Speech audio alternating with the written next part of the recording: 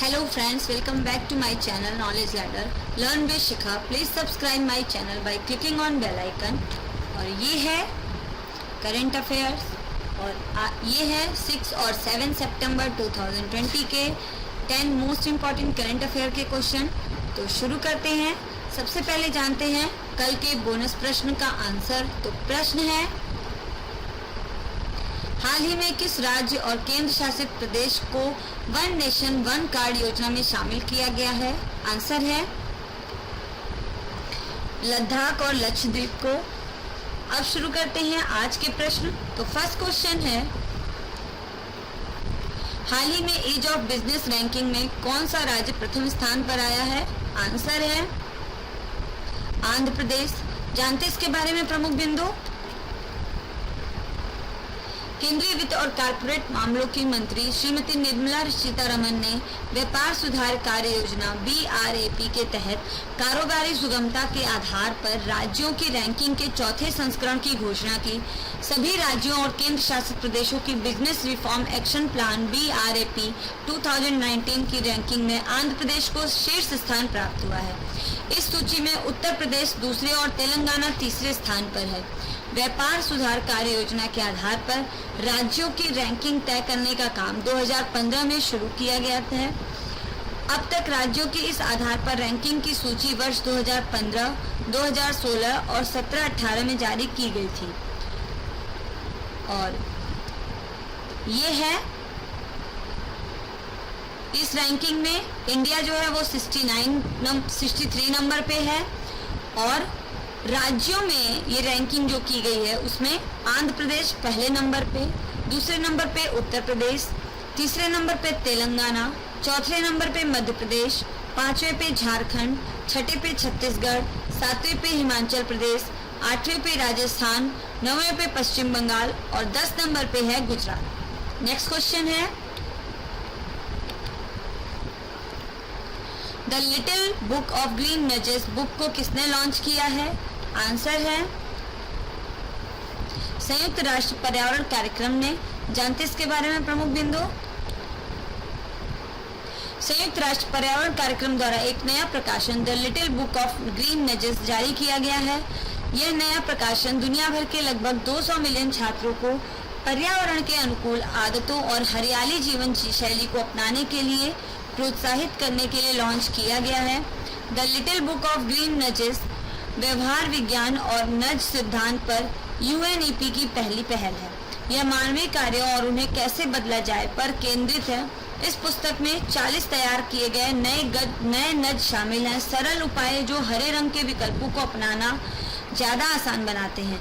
इन उपायों को विश्वविद्यालय छात्राओं द्वारा और कर्मचारियों को अधिक स्थायी व्यवहार अपनाने के लिए प्रोत्साहित करने के लिए उपयोग किया जा सकता है। और ये है वो प्रोग्राम जो कि हरियाली को प्रमोट करता है। नेक्स्ट क्वेश्चन है, चीन से आसियान देशों में अपनी फैक्ट्री को शिफ्ट करने वाली कंपनियों को किस देश ने सब्सिडी देने की घोषणा की है? आंसर है जापान। जानते इसके बारे में प्रमुख बिंदु। जापान सरकार चीन छोड़कर अपना विनिर्माण कारोबार भारत, बांग्लादेश और दक्षिण पूर्वी एशियाई देशों यानी आसियान में स्थापित करने की इच्छुक जापानी कंपनियों को सब्सिडी देगी। चीन से कोविड-19 की शुरुआत होने के बाद वैश्विक आपूर्ति व्यवस्था में आई बाधा को देखते हुए जापान सरकार ने यह निर्णय लिया है। अब कई देश चीन छोड़ने अथवा व्यापार या खरीदारी के मामले में चीन पर अपनी निर्भरता कम करने पर विचार कर रहे हैं। नेक्स्ट क्वेश्चन है, हाल ही में किसके द्वारा इंग्लिश प्रो नामक एक फ्री मोबाइल ऐप लॉन्च किया गया है? आंसर है रमेश पोखरियाल निशंक के द्वारा। जानते हैं इनके बारे में प्रमुख बिंदु।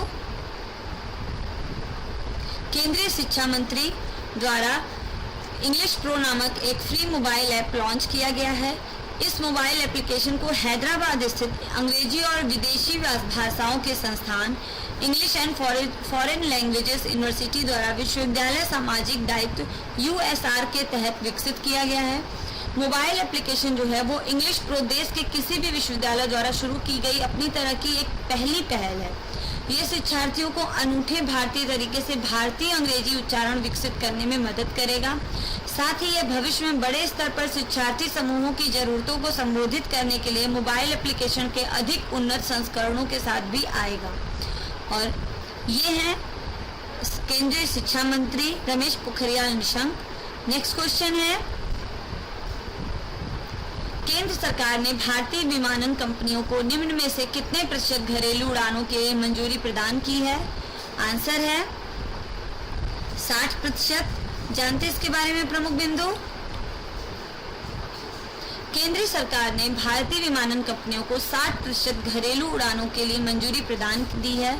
इसके पहले एयरलाइंस को नेटवर्क कैपेसिटी का सिर्फ 45% तक ही इस्तेमाल करने की मंजूरी दी थी। देश में 25 मार्च को लगाए गए लॉकडाउन के चलते विमानन सेवाओं पर रोक लग गई थी। बाद में 25 मई को घरेलू उड़ानों को 33% की क्षमता के साथ शुरू किया गया था। हालांकि देश में नियमित अंतर्राष्ट्रीय उड़ानों पर अब भी पाबंदी है।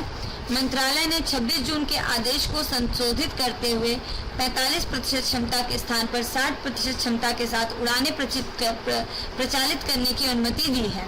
नेक्स्ट क्वेश्चन है, जीवन बीमा company Bajaj Allianz life insurance company limited ने किस बॉलीवुड अभिनेता को अपना नया ब्रांड एम्बेसडर बनाया है? आंसर है आयुष्मान खुराना को। जानते हैं इनके बारे में प्रमुख बिंदु। निजी क्षेत्र की जीवन बीमा company Bajaj Allianz life insurance ने अपने कंपनी के ब्रांड एम्बेसडर को नया ब्रांड एम्बेसडर बनाया है आयुष्मान खुराना को। आयुष्मान जीवन बीमाकर्ता के ब्रांड एम्बेसडर के रूप में इसके उत्पादों के साथ साथ Bajaj Allianz life insurance company limited की डिजिटल सेवाओं का प्रचार करेंगे। बॉलीवुड अभिनेता की निजी जीवन बीमा कंपनी के आगामी अभियान स्मार्ट लिविंग का हिस्सा भी होंगे, जो अपनी टर्म प्लान स्मार्ट प्रोटेक्ट गोल और नई डिजिटल सेवा स्मार्ट असिस्ट को सम्मिलित करता है, जो इस कठिन समय में सामूहिक रूप से ग्राहक के जीवन को सुरक्षित और सक्षम बनाने का प्रयास करेगा। नेक्स्ट क्वेश्चन है, हाल ही में हरियाली बनाए रखने और पर्यावरण संरक्षण के लिए आई रखवाली ऐप को किस राज्य सरकार ने लॉन्च किया है? आंसर है पंजाब सरकार ने। जानते हैं इसके बारे में प्रमुख बिंदु। पंजाब सरकार ने राज्य में हरियाली बनाए रखने और पंजाब में पर्यावरण संरक्षण के लिए आई रखवाली ऐप को लॉन्च किया है। आई रखवाली ऐप लोगों को अधिक से अधिक पेड़ लगाने और ग्रीनरी सेवियर्स बनने के लिए भी प्रेरित करेगा। इस ऐप का इस्तेमाल पेड़ों की अवैध कटाई के साथ साथ जंगलों को भी नुकसान पहुंचाने की सूचना संबंधित वन प्रभागीय अधिकारी के संज्ञान में मामला लाने के लिए भी किया जा सकता है। इस तरह राज्य इस प्रक्रिया में लोगों को एक हितकारक बनाकर अपने वन क्षेत्र की सुरक्षा सुनिश्चित कर सकेगा। नेक्स्ट क्वेश्चन है, 3 सितंबर 2020 को वर्चुअली रूप से 5वीं ब्रिक्स संस्कृति मंत्रियों की बैठक में किस मंत्री ने भाग लिया है? आंसर है प्रहलाद सिंह पटेल ने। जानते हैं इनके बारे में प्रमुख बिंदु। केंद्रीय संस्कृति एवं पर्यटन राज्य मंत्री स्वतंत्र प्रभार प्रहलाद सिंह पटेल ने 3 सितंबर 2020 को वर्चुअल रूप से 5वें ब्रिक्स संस्कृति मंत्रियों की बैठक में भाग लिया। यह बैठक रूसी फेडरेशन की अध्यक्षता में वीडियो कॉन्फ्रेंस के जरिए आयोजित की गई थी। ब्राजील, रूस, भारत, चीन एवं दक्षिण अफ्रीका के सांस्कृतिक मंत्रालयों के शिष्टमंडलों ने बैठक में प्रतिभाग किया। बैठक के दौरान ब्रिक्स देशों में सांस्कृतिक क्षेत्र पर महामारी की स्थिति के प्रभाव पर चर्चा की गई और ब्रिक्स के भीतर संयुक्त सांस्कृतिक ऑनलाइन परियोजनाओं के संभावित कार्यान्वयन की समीक्षा की गई। नेक्स्ट क्वेश्चन है, संयुक्त राष्ट्र द्वारा हर साल किस दिन वैश्विक स्तर पर अंतर्राष्ट्रीय चैरिटी दिवस मनाया जाता है? आंसर है 5 सितंबर को। जानते हैं इसके बारे में प्रमुख बिंदु। संयुक्त राष्ट्र द्वारा हर साल 5 सितंबर को वैश्विक स्तर पर अंतर्राष्ट्रीय चैरिटी दिवस मनाया जाता है। इस दिन को स्वयंसेवी और लोक हितैषी कार्यक्रमों के माध्यम से दूसरों की मदद करने के लिए दुनिया भर के लोगों, गैर सरकारी संगठनों और हितधारकों को संवेदनशील बनाने और जुटाने के लिए मनाया जाता है। साथ ही यह दिन मानवीय संकटों और राष्ट्र के भीतर मानवीय पीड़ा को कम करने में दान द्वारा निभाई जाने भूमिका को भी चिन्हित करने के लिए मनाया जाता है। 5 सितंबर को मदर टेरेसा की पुण्यतिथि होती है। उन्होंने समाज से गरीबी दूर करने, जरूरतमंदों की मदद करने और उनकी परेशानियों को दूर करने में अपना पूरा जीवन लगा दिया था। उन्हीं की याद में यह दिवस मनाया जाता है। इसकी शुरुआत यूनाइटेड नेशन यानी संयुक्त राष्ट्र महासभा ने साल 2012 में की थी। इसे हर बार पहली बार हंगरी में मनाया गया था। इसके बाद संयुक्त राष्ट्र संघ ने 2012 में हर साल 5 सितंबर को अंतर्राष्ट्रीय दान दिवस मनाने की घोषणा की, यानी कि चैरिटी डे। नेक्स्ट क्वेश्चन है, नीले आसमान के लिए प्रथम अंतर्राष्ट्रीय स्वच्छ वायु दिवस पर आयोजित किए जाने वाले एक वेबिनार की अध्यक्षता कौन से मंत्री ने किया है? आंसर है प्रकाश जावड़ेकर ने। जानते इसके बारे में प्रमुख बिंदु। केंद्रीय पर्यावरण मंत्री श्री प्रकाश जावड़ेकर ने 7 सितंबर 2020 को नीले आसमान के लिए प्रथम अंतर्राष्ट्रीय स्वच्छ वायु दिवस पर आयोजित किए जाने वाले एक वेबिनार की अध्यक्षता की। श्री जावड़ेकर इस वेबिनार के दौरान राष्ट्रीय स्वच्छ वायु कार्यक्रम NCAP के तहत चलाए जा रही विभिन्न गतिविधियों या कार्यों की प्रगति की समीक्षा भी करेंगे। इस वेबिनार में 28 राज्यों और 8 केंद्र शासित प्रदेशों के शहरी विकास विभाग और पर्यावरण विभाग के प्रमुख सचिव शामिल होंगे। तो फ्रेंड्स, कंप्लीट होते हैं आज के ये 10 मोस्ट इम्पॉर्टेंट करेंट अफेयर के क्वेश्चन, जो कि आने वाले सभी एग्जाम्स में बहुत ही इम्पॉर्टेंट है। और अब शुरू जानते हैं कि आज का बोनस प्रश्न क्या है। तो प्रश्न है, राष्ट्रपति श्री रामनाथ कोविंद ने शिक्षक दिवस पर कितने शिक्षकों को वर्चुअल तरीके से राष्ट्रीय पुरस्कार प्रदान किए हैं?